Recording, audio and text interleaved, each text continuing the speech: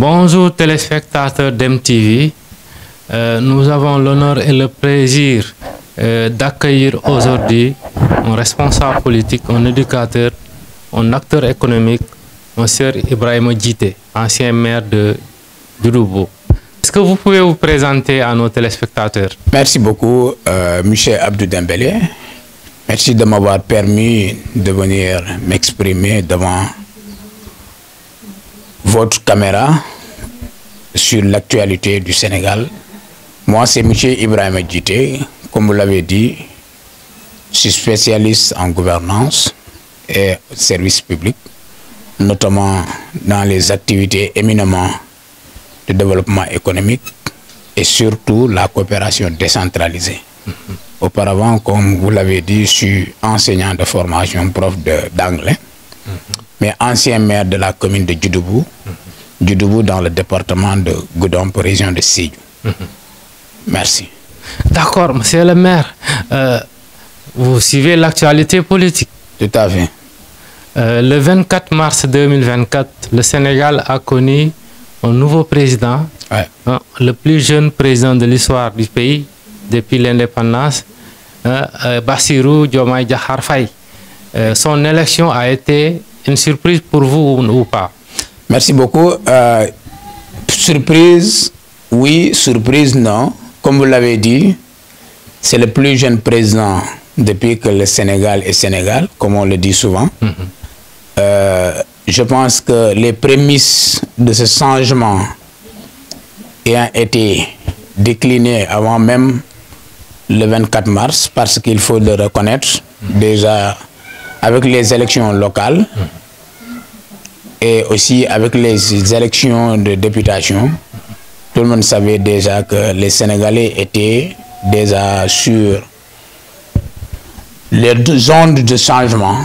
Cependant, ça a été une surprise au premier tour. On ne s'attendait pas. Moi, étant acteur politique, évidemment, nos sondages n'avaient pas réellement prévu ce passage à 100%. Presque, à 85, plus de 50%, j'allais dire. Alors, politiquement, on parlait souvent beaucoup plus de Ousmane Sonko. Après, le destin a fait que c'est Diomaye qui a été élu président. Ce déclic politique, est-ce que vous l'avez vu venir? Bon, tout le monde savait que déjà, il y a un vent Sonko, comme on le dit. Cependant, voir Diomaye présent, jusqu'en dernière minute, les gens ne s'attendaient pas à ça. Je suis parmi ces gens-là qui pensaient que peut-être que c'est Sonko qui allait être présent. Mais avec ce qu'a connu, n'est-ce pas, Ousmane Sonko leader, avec des difficultés judiciaires, on savait déjà que l'homme que Sonko allait proposer a mille chances d'être président de la République. On peut dire que Diomaye a bénéficié de cela et les Sénégalais s'attendaient à un changement, comme on dit en anglais. Yes, they can. Ils l'ont pu faire. Et voilà, Diomaye est présent. Même si on sait que le slogan Diomaye Moïse Sonko, nous pensons que derrière tout ça, il y a la main de Sonko derrière. Il y a la main de Sonko. Alors, nous en sommes à presque 2 mois pour ce nouveau régime de gestion du pays. Est-ce que vous avez des impressions assez particulières par rapport à ces 2 mois de gestion? Merci. Je pense que impression, oui, et impression positive, oui aussi. Parce que nous sentons de la rupture, il faut le dire. Comme ils ont eu à nous servir avec le changement systémique, c'est leur paradigme de gouvernance, avec leur projet de gouvernance. Nous avons pensé qu'à un certain moment, ils n'avaient pas de coup de franche pour pouvoir mettre en pratique ce nouveau paradigme de gouvernance. Mais les premiers jours de la nomination, tout porte à croire que vraiment, ils sont en train de dérouler le programme comme ils l'ont souhaité. Et nous pensons que, vu ce qui s'est passé présentement, en termes de protocole, en termes de nomination jusque-là, on peut dire que le paradigme peut changer et ils sont sur cette voie, nous pensons bien. D'accord. Alors, quels sont les premiers actes qui peuvent prouver qu'ils sont sur la bonne voie? Oui, premier acte, je pense que comme toute gouvernance autant pour moi, il est loisible et il est obligatoire de faire l'état des lieux. Aujourd'hui, on ne peut pas hériter d'un gouvernement, il faut le rappeler, un gouvernement, un pays est une lourde charge. Ouais. Et on ne peut pas hériter d'un pays et ne pas faire l'état des lieux. Et je pense qu'ils sont en train de le faire. Okay. Il faut un état des lieux exhaustif de tous les services. État des lieux ne veut pas dire chasse à la sorcière. Okay. Ça veut dire tout simplement savoir le pays qu'on est en train d'hériter se situe à quel niveau en termes de gouvernance des institutions, se situe à quel niveau en termes économiques, d'endettement, et actif et passif du pays, de l'État. Quand je dis actif, les points, les ressources du pays, le patrimoine du pays, la provenance des ressources, tout ça mérite d'être cerné et bien maîtrisé. Mais aussi, un État, c'est les actifs et les passifs. Et ce qu'on appelle passif, c'est tout ce qui va partir, n'est-ce pas, des dettes que le pays a contractées au nom d'État et qui doit être cerné aussi. Je pense qu'à ce titre-là, c'est le premier palier de l'état des lieux qu'on appelle diagnostic, audit, pour avoir une visibilité de ce que l'État du Sénégal a contracté en tant que prêt, en tant que dette. Mais quels sont les partenaires potentiels de l'État? Ça, c'est extrêmement important. Parmi les partenaires potentiels de l'État, quelle est la notion de coopération? Parce que dans la coopération, il y a notamment la coopération bilatérale qui engage État et État. Il faut que les nouveaux gouvernants puissent peser, n'est-ce pas, la coopération dans la gestion du pays. Et sur ça aussi, il faut le faire. Et le gros de cet état des lieux-là, c'est dans la gestion des ressources du défunt gouvernement. Comment ça se passe? Y a-t-il des imperfections? Y a-t-il des choses à perfectionner? Y a-t-il des choses à maintenir? Y a-t-il des choses auxquelles il faut s'en débarrasser? Ça, c'est important aussi à connaître. Mais l'autre partie, c'est les fonctionnaires de l'État. Le personnel. Le personnel de bureau, le personnel d'appoint. Tout ça doit être connu. Et le poids. Je pense que tout ça cerné permettrait dans un premier temps, avant même qu'on ne parle de création d'emplois, cherté de vie et autres, il faut dans un premier temps que cela puisse être cerné d'abord par le pouvoir. Et en fonction de ça, on peut relancer le projet dont il parle, qu'il s'agit de changement systémique. N'est-ce pas, de la gouvernance du pays. Parce que c'est ce qu'ils ont prôné. Effectivement, ils ont parlé de changement systémique. Est-ce que cela veut dire que l'ancien système, c'était pas bien, c'était pas bon? Oui, ben, par changement systémique, on peut sous-entendre que ils sont pas en phase avec ce qui s'est passé, le paradigme de gouvernance, parce que pour eux, quand je parcours un peu leur programme, ils prônent le mieux d'État.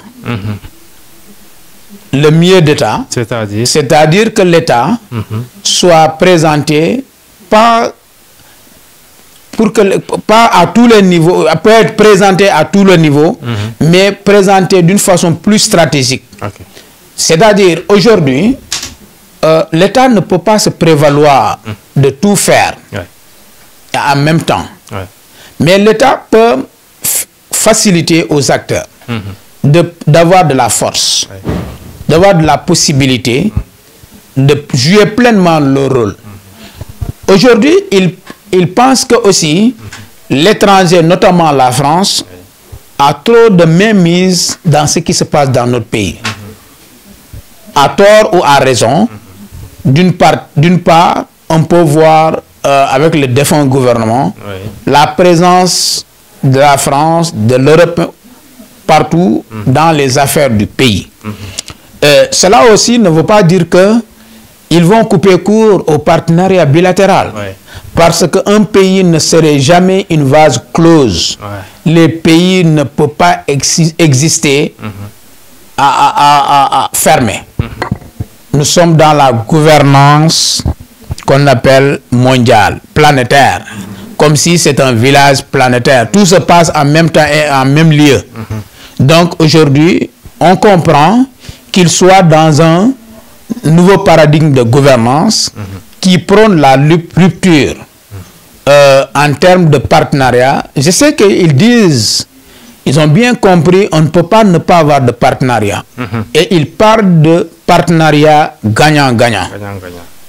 Et que le pays, une bonne partie du pays, c'est-à-dire les ministères, les partis de souveraineté reviennent au pays.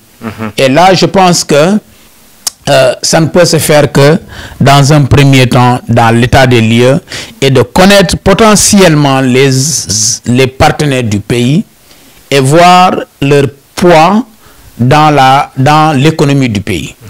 Nous avons remarqué que quand tu as été président, ses premières visites officielles extérieures, sinon internationales, ont été la Mauritanie, la Gambie, la Guinée-Conakry et la Guinée-Bissau. Oui. Est-ce que cela veut dire que le président Diomaye donne du crédit à la proximité? Oui, bien sûr. Et ça a été leur leitmotiv.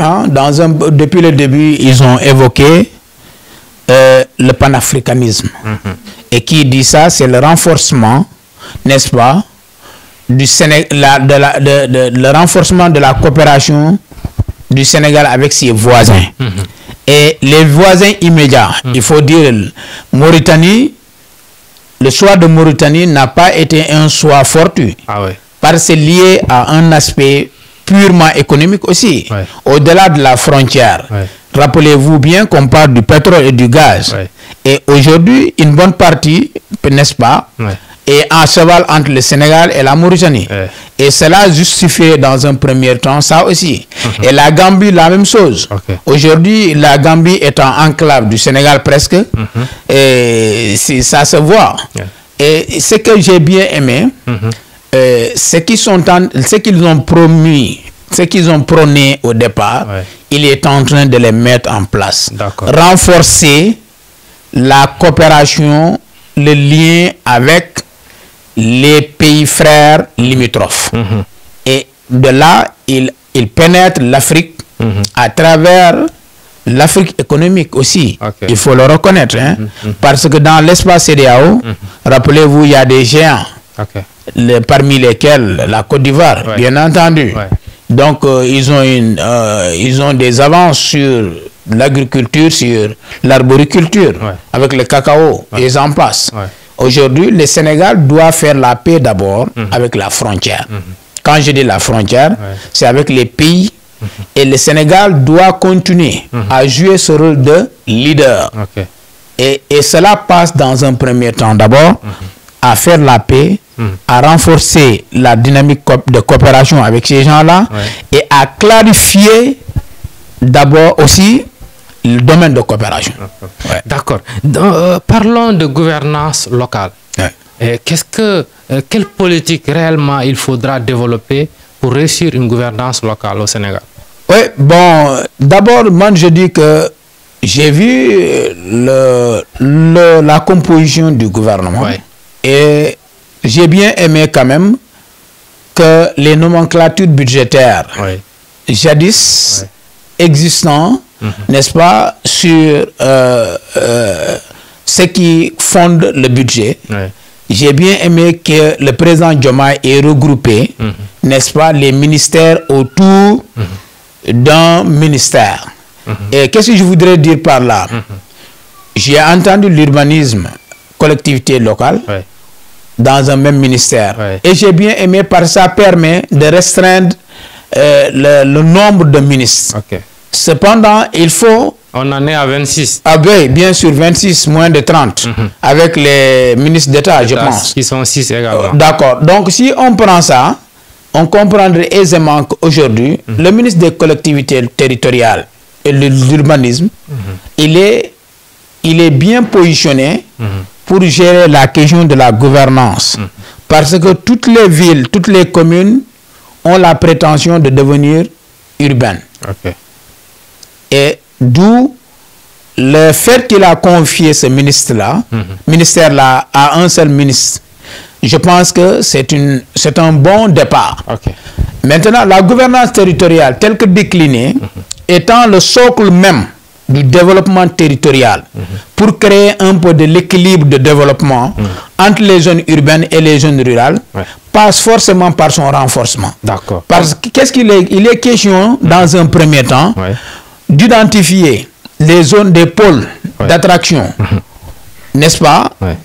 Quand on conserve la raison en tant qu'administration, il est question d'identifier les pôles d'attraction, comme ça a été avec l'ancien pouvoir, avec le pôle territorial, qui sont, je pense, si je ne m'abuse, au nombre de 7, autour desquels on doit aller dans un premier temps à renforcer, identifier et renforcer ces pôles territoriaux. Mais au-delà de ça, les communes, les collectivités en tant que les départements et les communes doivent faire l'objet de territorialisation de politique publique. C'est-à-dire et cette territorialisation de politique publique a été annoncée par le défunt régime et qui doit faire l'objet de poursuites. C'est-à-dire la territorialisation des politiques publiques, c'est de voir les territoires avec leur potentiel. Chaque territoire a une potentialité. Il faut aller trouver les territoires avec leur potentiel. Et quand on parle de potentiel d'un territoire, évidemment, on parle du patrimoine de ce territoire, qui peut être patrimoine économique, culturel, infrastructurel, mais aussi le patrimoine humain, la ressource humaine. Aujourd'hui, je pense que si le président Diomaye, avec son gouvernement, à travers son premier ministre, confie à leur ministre, le ministre des collectivités territoriales, de l'urbanisme, d'aller de territoire en territoire, permet de cerner la ressource humaine, le potentiel de chaque territoire, et essayer de fonder le développement du pays à travers le territoire vers l'État central, ce que les Anglais appellent bottom-up. Commencer par le bas et remonter, parce que c'est des politiques publiques qui seront, dans un premier temps, formalisées, planifiées à la base et qui remontent vers l'État central. Et là, il est beaucoup plus facile pour la population de s'en approprier que de faire descendre de l'État vers eux. Et sur ça, je pense que le meilleur moyen, c'est de cerner les ressources humaines des territoires. Et sur ces gens-là, et s'appuyer sur ces gens-là pour développer les territoires en termes d'installation des infrastructures, en termes d'emploi et d'employabilité des jeunes, mais en termes de l'agriculture. Aujourd'hui, le Sénégal a des terres arabes qui ne sont pas, pour la grande partie, qui ne sont pas exploitées. Et tout ça doit aller au-delà. Et je pense même de la refonte du programme de l'agriculture, avec même le PRODAC, ainsi de suite, et d'autres programmes qui sont en cours. D'accord. En tant qu'ancien maire, est-ce qu'il y a toujours des possibilités pour un maire qui est dans une zone rurale de pouvoir développer sa localité? Évidemment, il est possible. Il suffit simplement que dans le cadre des politiques publiques, que l'État, dans un premier temps, pense d'abord à identifier les territoires porteurs de développement. Parce qu'il faut dire qu'au Sénégal, on a l'émiettement du territoire. Tout le monde le sait.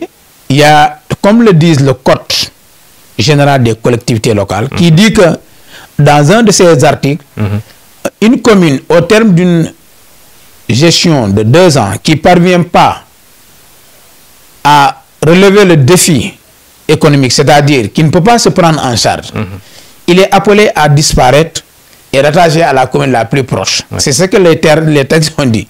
Mais malheureusement, sur les communes, les 500 et quelques poussières de communes que nous avons, rares sont les communes qui ne sont pas en perfusion.